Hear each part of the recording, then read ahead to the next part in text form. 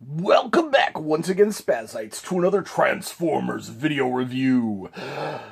As you can see, we have before us a Transformers A Legacy Evolution comic universe, Tarn. Yes, the leader of the DJD,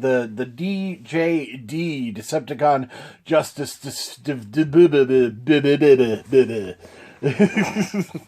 Decepticon Justice Division, who is such a fanatical Decepticon that he has welded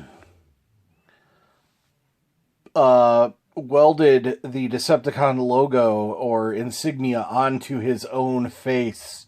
It does not remove, unfortunately, like in the comics, at least if I'm not mistaken. I think it's removable in the comics. I don't remember. He is the leader of the Decepticon Justice Division. He is a fanatical Decepticon, even going against Megatron's wishes when he feels it goes against the Decepticon cause.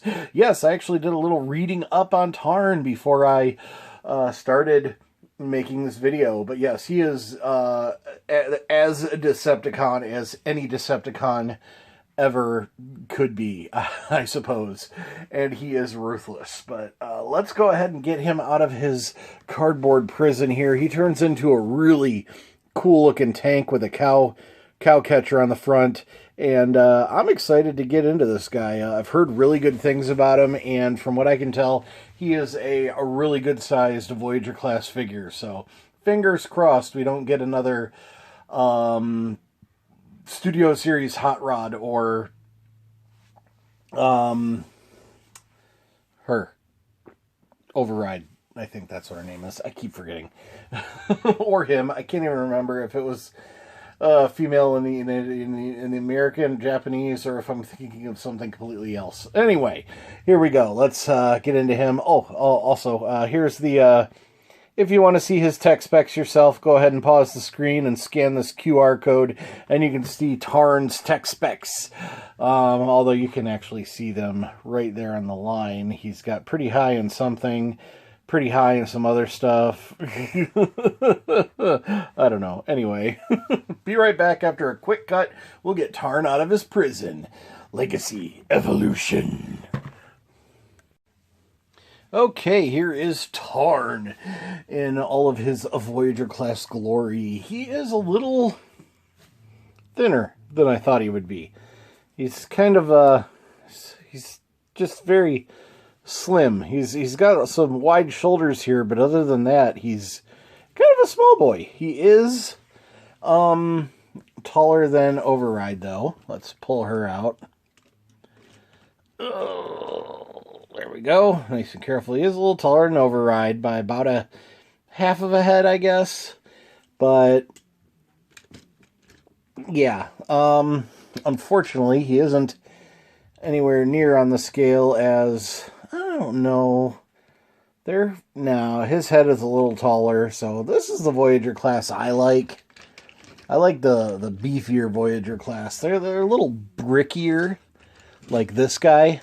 Let me see if I can successfully get him out without causing too much of a problem. But actually, they're about the same height. So, he's just bulkier, though. He's got so much more going on for him. So, let me see if I can get him placed. I can't, so I'm going to have to put him to the side for now. I'll fix that later. I knocked too many guys over in the background.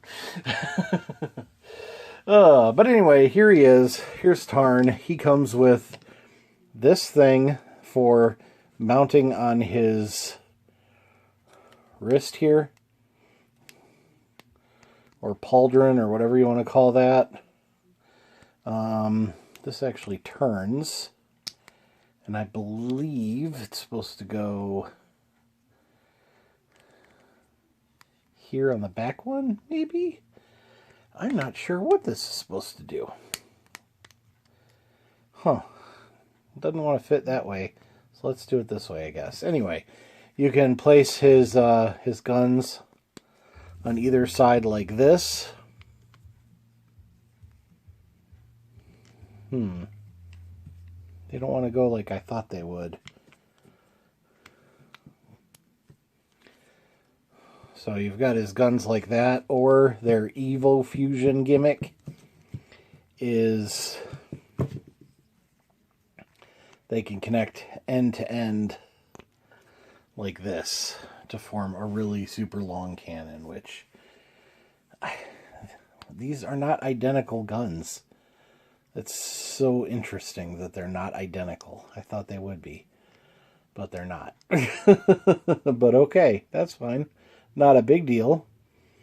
I don't know which one is supposed to be on the front and which one is supposed to be on the back, but it makes this a super long cannon. And I don't know if this is supposed to be part of the cannon or not. You can mount that like that to put it on his wrist, or just put it on his wrist using that plug. Once again, there's lots of possibility. He's got 2 plugs on each wrist. He's got plugs on his shoulders there, plugs on his right beside his knees. Of course, on the bottom of the feet, he's got a plug back here on the center of his back. His hands also count as 5mm. Oh geez, I always forget the name. Combat ports. But let's check out his. Man, I wish I could. I wish I wasn't always stumbling over my words. I apologize, folks. Let's check out all of his articulation and see where we go from there. So first, he's got full head rotation. Yay. Boom. Let's take a closer look at his head. I really like his head. That mask is just really cool looking. I like that. Once again, I wish it came off, but it doesn't. He does have light piping, even though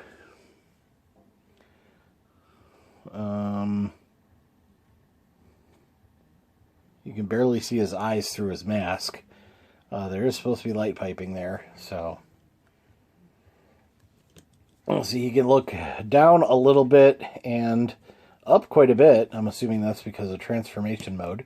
But that is pretty cool that he can look up. Most robots can't.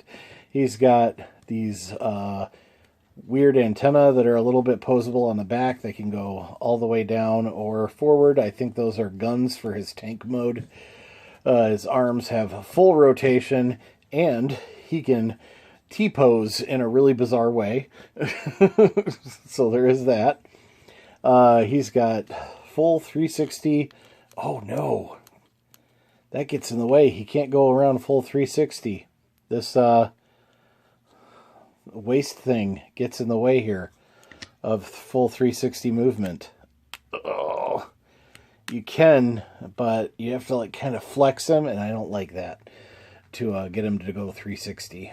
He can kick this far forward, which is a little bit more than 90 degrees. He can bend his knee a little bit more than 90 degrees. He can kick this far back, which is, again, more than 90 degrees. That's pretty cool. He can do almost 180 degree splits unless you flex him again, which I don't recommend, just because it is plastic, and I don't... That's as much as I'm going to flex him. I'm never going to flex him again. He does have ankle tilt, and I already showed you his combat ports on the bottom of his feet. He's got some other ankle articulation as well. Again, I'm assuming that has to do with the transformation into vehicle mode. So yeah, he's good, pretty articulated. This is a really nice looking figure, I will tell you that. I do like the way he looks. Like I said, he's a little smaller. I honestly feel that the leader of the JDJ, the DJD, yeah, the DJD should be a little larger and more intimidating, almost as a leader class. At least like a Voyager class, like the War for Cybertron Megs. I feel like he should be bigger. I wish I had my War for Cybertron Megs down so I could actually see what that Voyager size looks like compared to him. But I'm probably forgetting how big he is, and they're probably around the same height for all I can remember. Anyway, okay, that is all for his robot mode.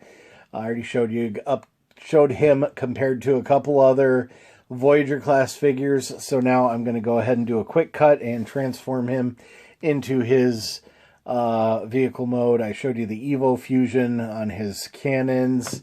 Yeah, we'll be we'll be right back after a quick cut. So thanks for watching and stick with me.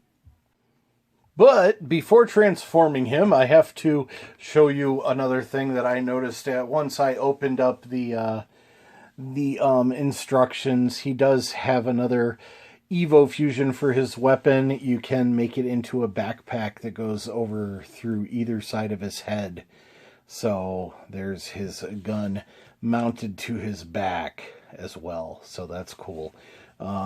It says to put these down, but you can still put them up and have them as antenna things in the background if you want just that little added extra detail.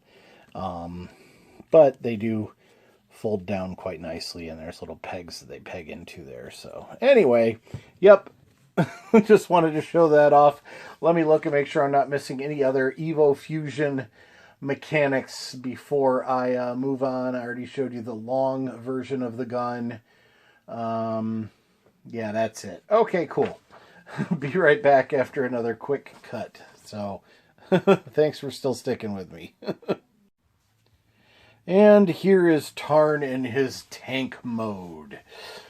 This is definitely where I think this figure would have benefited from being a leader class size figure. These have outward articulation, but that's it. These have a little bit of up articulation, and that's it. So this tank turret can't move at all. I don't even know how that's wiggling. It's in two little pegs that are long ways pegs. So I don't know how he's... and then one more reason that this would have benefited a lot from a leader class mold is that he has molded wheels. He doesn't even have rolling wheels. So this is just a static figure. It won't roll or anything. It'll slide, of course, but then depending on the surface, you're likely to scratch up the paint apps. Yeah, really disappointed, actually. It does look cool, but I think it would be so much better if it were larger. I did pull down my War for Cybertron Megatron figure so that we can take a look at the size difference in tank mode. And the War for Cybertron Voyager class Megatron is just, they are about the same length if you don't include Megatron's cannon. And even then, I think Megatron is just a little bit bigger, and then Megatron is obviously a lot wider, has a lot more beef to him. I really feel like they could have made Tarn a little larger or upgraded him to a leader class size figure. I think that would have been the best bet. He does look cool in robot mode. He does look cool in tank mode, although I will tell you that tank mode was a little bit fiddly for me. Everything does peg in once you get it all lined up nicely. So it is a solid mode, but it's small. It's small. I really don't like these Voyager class tanks. I mean, they obviously, I mean, I like this Voyager class tank. This is a good Voyager class tank. But even Megatron has rolling wheels. Oh, hey, how you doing? Even Megatron has rolling wheels. And I don't know. I feel like they really missed out. I know they were really gambling on whether or not this guy would even sell because he's from the comic book universe, so he's not as mainstream as a lot of the popular cartoon characters and G1 characters, but him being a comic book character, I guess I'm not even going to begin to try and predict what they were thinking when deciding on how detailed and how large to make him. but I really feel like Tarn should be larger than Megatron, at least in robot mode, in all honesty. And to be honest, if he was larger than Megatron, I really wish I had pulled my other Megatron down and looked at him next to Tarn in robot mode. But I didn't, and that's too late now. I'd have to retransform him, and his transformation was a pain. Oh. That having been said, I probably will display him in robot mode, just because he takes up less shelf space standing up on his feet as opposed to laying down. It does do pretty good at hiding his robot mode. I mean, that's obviously his chest and forelegs, but other than that, they do a good bit of transforming to hide the robot underneath, unlike this right here.